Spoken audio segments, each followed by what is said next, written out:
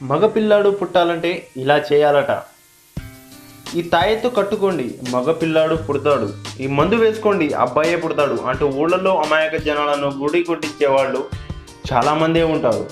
అయితే సాక్షాత్తు ఆయుర్వేదిక్ కోర్సులోని పుస్తకంలో మగపిల్లాడు పుట్టాలంటే ఇలా చేయండి అంటూ కొన్ని సూచనలు చేయడం వివాదం అవుతున్నది.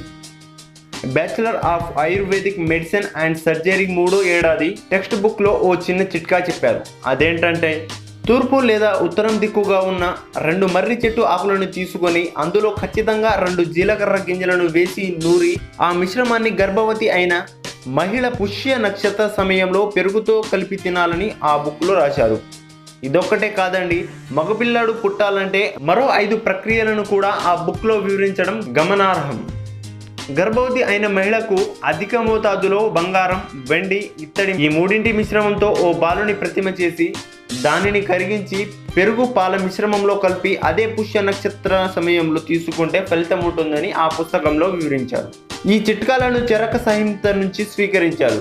ఈ పాఠ్యపుస్తకం పుట్టబోయే పిల్లల లింగ నిర్ధారణ నేరం అన్న ప్రభుత్వ నిబంధనను ఉల్లంఘిస్తుందని కొంతమంది వాదిస్తున్నారు.